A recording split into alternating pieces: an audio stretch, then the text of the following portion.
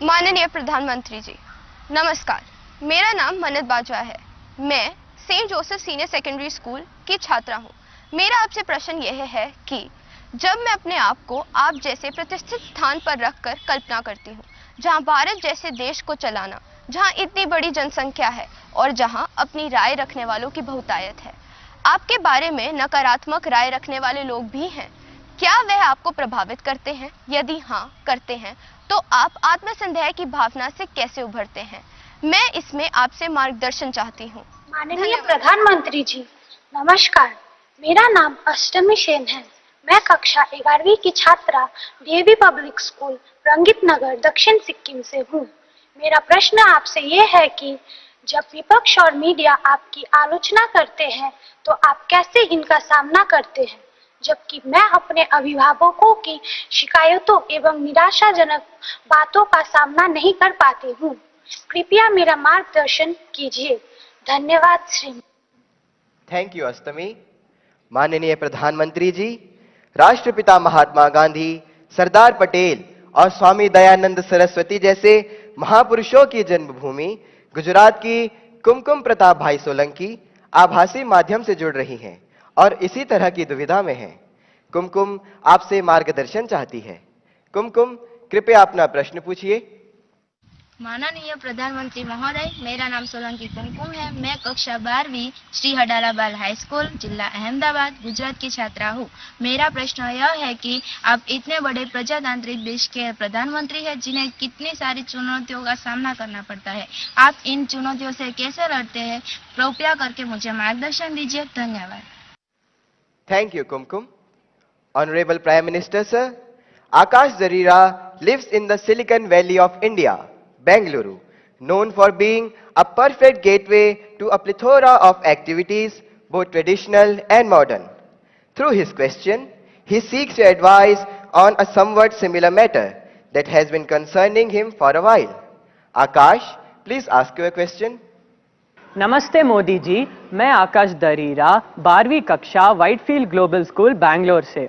मेरा आपसे यह प्रश्न है कि मेरी नानी जी कविता ए माखीजा मुझे हमेशा सलाह देती है आपसे सीखने के लिए कि आप कैसे विपक्ष के लगाए हुए हर आरोप, हर आलोचना को टॉनिक और अवसर के रूप में देखते हैं। आप ऐसे कैसे करते हैं मोदी जी? कृपया हम युवाओं को भी प्रेरणा दें ताकि हम जीवन के हर परीक्षा में सफल हो। धन्यवाद। थैंक यू आकाश। माननीय प्रधानमंत्री जी, आपका जीवन करोड़ों युवाओं का प्रेरक रहा है। मन्नत, अष्टमी, कुमकुम और आकाश जीवन में आने वाली चुनौतियों में कैसे सकारात्मक रहकर सफलता प्राप्त करें, इस विषय पर आपका अनुभव जानना चाहते हैं। कृपया मार्गदर्शन करें। माननीय प्रधानमंत्री जी।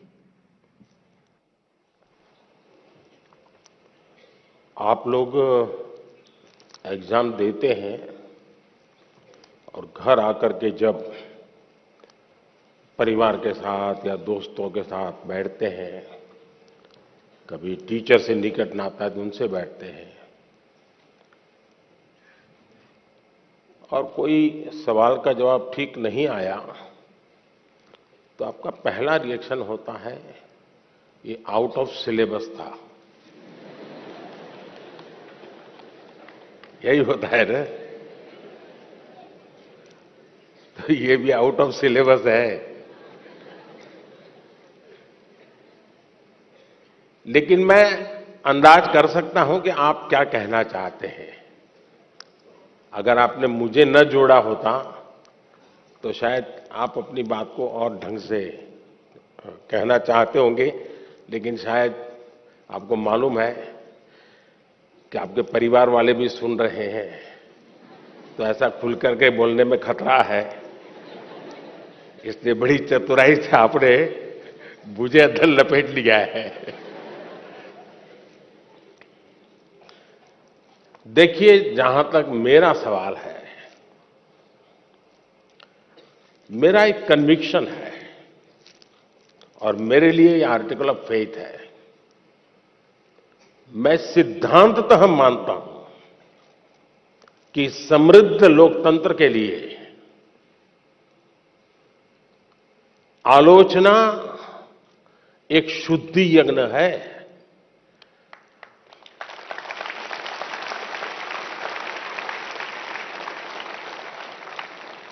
आलोचना ये समृद्ध लोकतंत्र की पूर्व शर्त है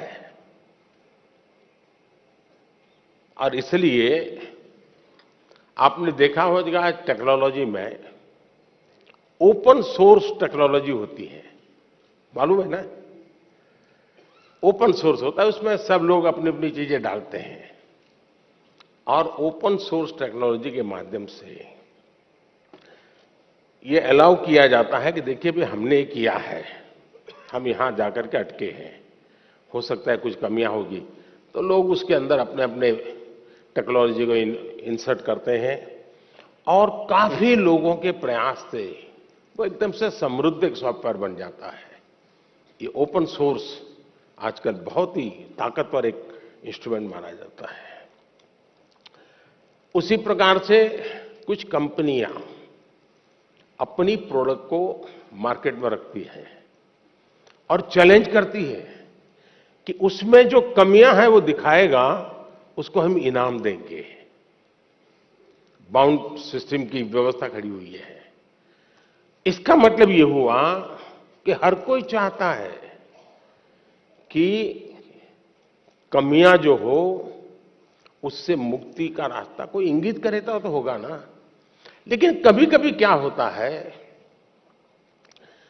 आलोचना करने वाला कौन है उस पर सारा मामला सेट हो जाता है।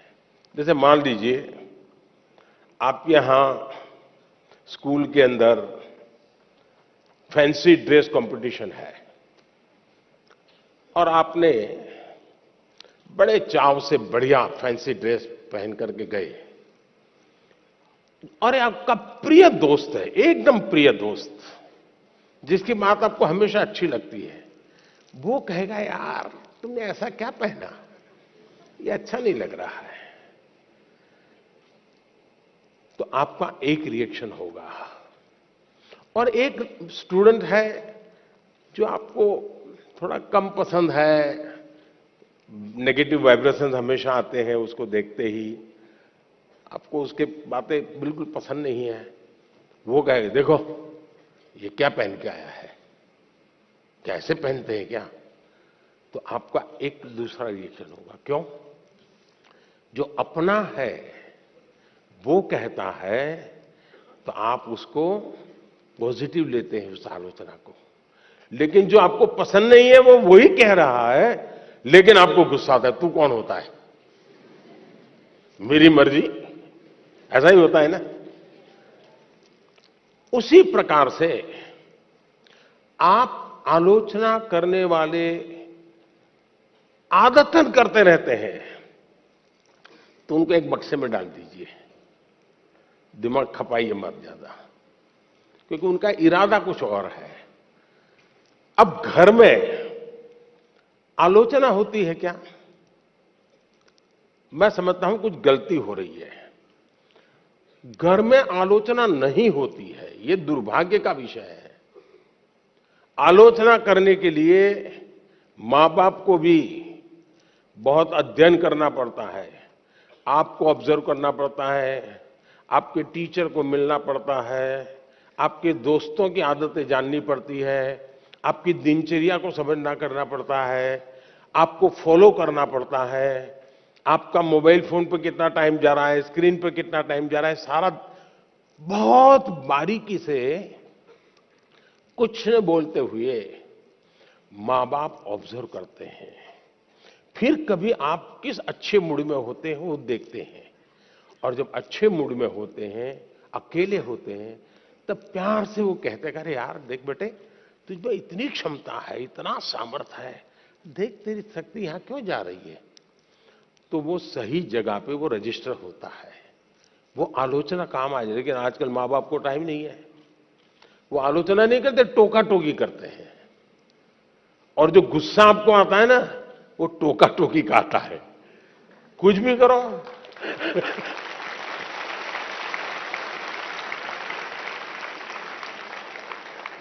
खाने पे बैठे हैं कुछ भी कहेंगे, ये खाया तो भी कहेंगे, नहीं खाया तो भी कहेंगे। यही होता है ना।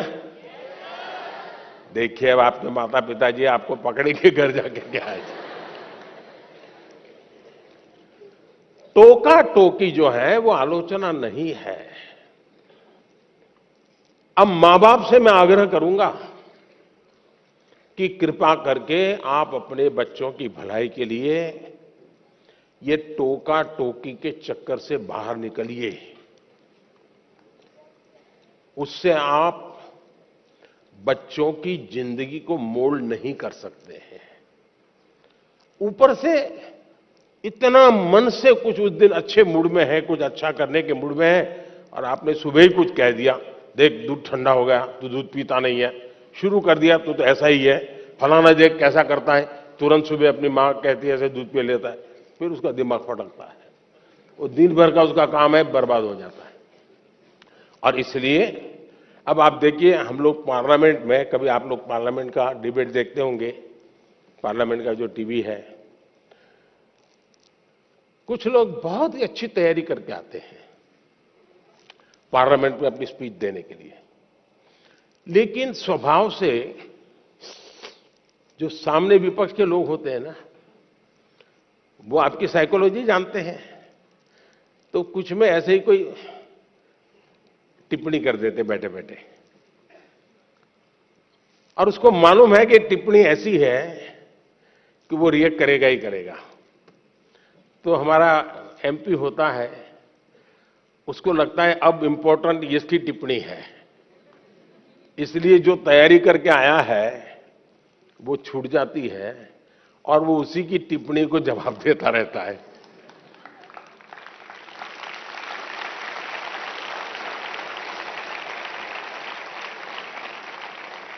और अपना पूरी बर्बादी कर देता है। और अगर टिप्पणी है हंसी मजाक में, बॉल खेल लिया, छुट्टी कर दी, दूसरी सेकंड में अपने विषय पे चला जाता है, तो उसको फोकस एक्टिविटी का परिणाम मिलता है। और इसलिए हमें अपना फोकस छोड़ना नहीं चाहिए। दूसरी बात है, देखिए आलोचना करने के लिए बहुत मेहनत करनी पड़ती है, बहुत अध्ययन करना पड़ता है, उसका एनालिसिस करना पड़ता है, कंपैरिजन करनी पड़ती है, भूतकाल देखना पड़ता है, वर्तमान देखना पड़ता है, भविष्य देखना पड़ता है, बड़ी मेहनत करनी पड़ती है, तब जाके आलोचना संभव होती है। और इसलिए आजकल शॉर्टकट का जमाना है। ज्यादातर लोग आरोप करते हैं, आलोचना नहीं करते हैं। आरोप और आलोचना के बीच में बहुत बड़ी खाई है। हम आरोपों को आलोचना न समझे। आलोचना तो एक प्रकार से वो न्यूट्रिएंट है जो हमें समृद्ध करता है।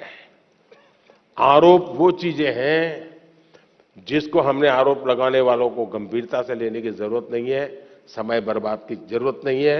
लेकिन आलोचना को कभी लाइट नहीं लेना चाहिए, आलोचना को हमेशा मूल्यवान समझना चाहिए। वो हमारी जिंदगी को बनाने के लिए बहुत काम आती है।